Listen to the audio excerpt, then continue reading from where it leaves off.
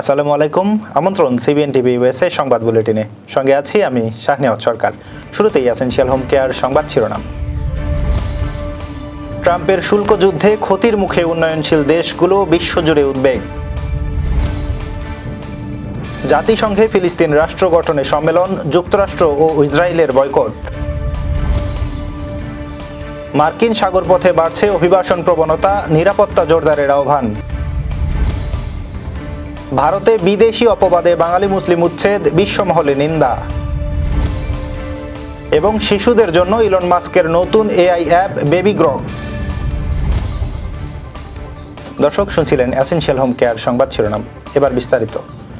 Donald ট্রাম্পের ঘোষিত নতুন শুল্ক নীতিতে বাংলাদেশ সহ বেশ কয়েকটি উন্নয়নশীল দেশ বড় ধরনের বাণিজ্য ঝুঁকিতে পড়তে যাচ্ছে।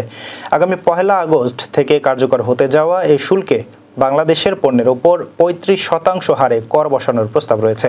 বিশ্বখ্যাত অর্থনৈতিক বিশ্লেষক মার্টিন উলফ এই শুল্ক ব্যবস্থাকে যুক্তিহীন ও ভয়াবহ বলে আখ্যা দিয়েছেন। তার মতে, এতে যুক্তরাষ্ট্র নিজেই আর্থিক ভারসাম্য হারাবে এবং দরিদ্র দেশগুলো আরও সংকটে পড়বে। তিনি আরও বলেন, এই নীতি আন্তর্জাতিক বাণিজ্যের স্থিতিশীলতার জন্য হুমকি। এদিকে ট্রাম্প প্রশাসনের দাবি, শতাব্দী ধরে চলা বাণিজ্য বৈষম্য দূর করতেই এই সিদ্ধান্ত। তবে অর্থনীতিবিদরা বলছেন, এর ফলে যুক্তরাষ্ট্রের প্রতিযোগিতাশীল শিল্পক্ষেত্রেও নেতিবাচক প্রভাব পড়বে। জাতিসংঘে ফিলিস্তিন রাষ্ট্র গঠনের লক্ষ্যে আয়োজিত এক আন্তর্জাতিক সম্মেলন থেকে নিজেদের সরিয়ে নিয়েছে যুক্তরাষ্ট্র ও ইসরায়েল। ফ্রান্স ও সৌদি আরবের উদ্যোগে আয়োজিত এই সম্মেলনের লক্ষ্য একটি বাস্তবসম্মত রোডম্যাপ তৈরি, যাতে একটি স্বাধীন ফিলিস্তিন রাষ্ট্র গঠনের পাশাপাশি ইসরায়েলের নিরাপত্তাও নিশ্চিত হয়। ফরাসি পররাষ্ট্রমন্ত্রী জানান, এই সম্মেলনের মাধ্যমে অন্যান্য দেশগুলোকে ফিলিস্তিনকে স্বীকৃতি দিতে উদ্বুদ্ধ করা হবে। এমনকি ফ্রান্স সেপ্টেম্বরে জাতিসংঘের সাধারণ অধিবেশনে ফিলিস্তিনকে আনুষ্ঠানিক স্বীকৃতি দেওয়ার ঘোষণাও দিয়েছে। তবে যুক্তরাষ্ট্র এই উদ্যোগকে হামাসের জন্য উপহার আখ্যা দিয়ে সম্মেলনে অংশ নেয়নি। দেশটির মতে, এই সম্মেলন গাজায় শান্তি প্রতিষ্ঠার পথে বাধা সৃষ্টি করতে পারে। একই যুক্তিতে ইসরায়েলও সম্মেলনে অংশগ্রহণ থেকে বিরত থাকে। যুক্তরাষ্ট্রে সাগর পথে অবৈধভাবে প্রবেশের প্রবণতা আশঙ্কাজনকভাবে বাড়ছে। বিশেষজ্ঞদের মতে, হাইতি ও কিউবার রাজনৈতিক ও অর্থনৈতিক সংকট এই পরিস্থিতির জন্য দায়ী। মানুষ এখন ছোট ও ঝুঁকিপূর্ণ নৌকায় করে যুক্তরাষ্ট্রে প্রবেশের চেষ্টা করছে, যা কোস্টগার্ডের জন্য বড় চ্যালেঞ্জ তৈরি করেছে। সম্প্রতি ক্যালিফোর্নিয়ার সান ডিয়েগোর ইম্পেরিয়াল বিচ থেকে 3 জন অভিবাসন প্রত্যাশীকে আটক করেছে কোস্টগার্ড। তাদের মধ্যে 2 জন মেক্সিকান এবং 1 জন তুর্কি নাগরিক ছিলেন। বিশেষজ্ঞরা বলছেন, পেশাদার পাচারকারী চক্র এবং অরক্ষিত ছোট নৌযান দুক্ষেত্রেই রয়েছে নিরাপত্তা হুমকি। এতে করে সীমান্ত নিরাপত্তা ও অভ্যন্তরীণ স্থিতিশীলতা প্রশ্নের মুখে পড়ছে। তাদের মতে, সমুদ্রপথে নজরদারি বাড়ানো, আধুনিক প্রযুক্তি ব্যবহার এবং আন্তর্জাতিক সহযোগিতা জোরদার করাই হতে পারে এই সংকট মোকাবেলার উপায়।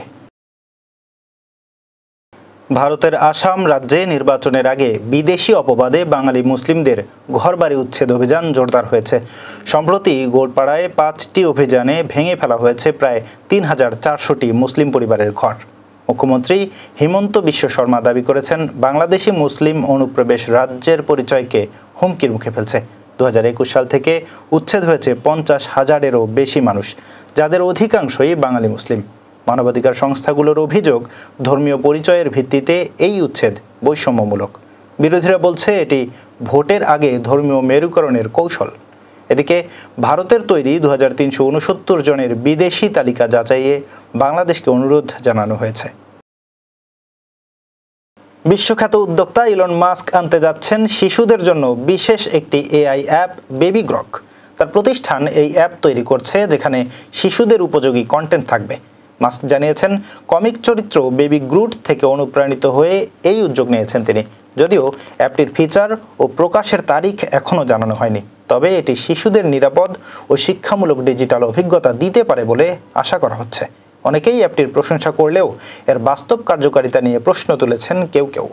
গবেষকদের মতে, সঠিকভাবে বাস্তবায়ন হলে এটি শিশুদের শেখার উপযোগী একটি প্ল্যাটফর্ম হয়ে উঠতে পারে। দর্শক, এবার কর্ণফুলী ইনকাম ট্যাক্স সংবাদ শিরোনাম। হাসিনাকে কেন পুশ ইন করা হচ্ছে না, ভারতের কাছে প্রশ্ন রাখলেন রিজভী। এবং বিমান দুর্ঘটনায় বার্ন ইনস্টিটিউটে ভর্তি 33 জনের 27 জনই শিশু, আইসিইউতে 3। দর্শক, আবারও স্বাগতম সিবিএন টিভি ইউএস এর সংবাদ বুলেটিনে। শুনছিলেন কর্ণফুলী ইনকাম ট্যাক্স সংবাদ শিরোনাম, এবার বিস্তারিত। বিএনপির সিনিয়র যুগ্ম মহাসচিব রুহুল কবির রিজভী ভারতের প্রতি প্রশ্ন রেখে বলেছেন, শেখ হাসিনা তো বাংলাদেশের মানুষ এবং মুসলমান, তাকে কেন পুশিন করছেন না? যেসব দুর্বৃত্ত পালিয়ে গেছে ভারতে, তাদের তো পুশিন করছেন না। সোমবার দুপুরে নয়াপল্টনে স্বেচ্ছাসেবক দলের সাবেক সভাপতি মরহুম শফিউল বারী বাবুর পঞ্চম মৃত্যুবার্ষিকী উপলক্ষে মিলাদ মাহফিলে এসব কথা বলেন তিনি। রিজভী আরও বলেন, পশ্চিম বাংলা ত্রিপুরায় প্রচুর বাঙালি বাস করে এবং মুসলিম ধর্মের অনুসারী প্রচুর বাঙালি আছে। আমাদের জাতীয়তা পরিচয়, আমরা বাংলাদেশি, আমাদের ভাষা বাংলা, কালচার বাংলা। বাঙালি কালচার হলেও ভারতের পশ্চিম বাংলায় বসবাস করা বাঙালি মুসলমান অনেক আছে, তাদের জোর করে পুশিন করা হচ্ছে। শেখ হাসিনাও তো বাঙালি মুসলমান, বাংলাদেশের মানুষ, তাকে পুশিন করছেন না কেন? যেসব দুর্বৃত্তরা ভারতে পালিয়ে গেছে তাদেরকে পুশিন করছেন না কেন? বক্তব্যে তিনি আরও বলেন, ভারতের নাগরিক হাজার হাজার বছর ধরে সেখানে বসবাস করছে, কিন্তু তারা মুসলমান এবং বাংলা ভাষায় কথা বলার কারণে তাদের ধাক্কা দিয়ে জোর করে পুশিন করা হচ্ছে। সরকারের উচিত পুশব্যাক করা। এই পুশব্যাক কেন সরকার করতে পারছে না? আগে তো আমরা দেখেছি, চেষ্টা হয়েছে, তখন তো পুশব্যাক করা হয়েছে। রাজধানীর উত্তরায় মাইলস্টোন স্কুল অ্যান্ড কলেজে ঘটে যাওয়া বিমান দুর্ঘটনায় এখনও নিবিড় পরিচর্যা কেন্দ্রে আশঙ্কাজনক অবস্থায় রয়েছে 3 জন, যাদের একজন রয়েছে লাইফ সাপোর্টে।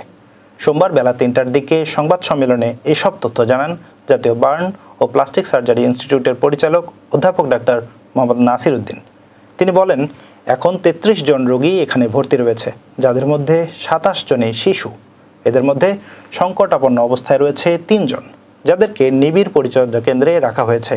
এদের চাইতে একটু কম গুরুতর অর্থাৎ সিভিয়ার ক্যাটাগরিতে রয়েছে 9 জন, বাকিরা অন্যান্য ওয়ার্ডে ভর্তি রয়েছে। পরিচালক আরও জানান, বিমান বিধ্বস্তে দগ্ধ রোগীদের চিকিৎসার জন্য সিঙ্গাপুর, চীন ও ভারত থেকে আসা চিকিৎসকেরা পর্যায়ক্রমে নিজ নিজ দেশে চলে গেছেন এবং বাকিরাও চলে যাচ্ছেন বলে জানান তিনি। দর্শক, এই ছিল সিবিএন টিভি ইউএস এর সংবাদ বুলেটিনে। শেষ করছি। পরবর্তী বুলেটিন দেখার আমন্ত্রণ জানিয়ে এতক্ষণ সাথে থাকার জন্য ধন্যবাদ সবাইকে।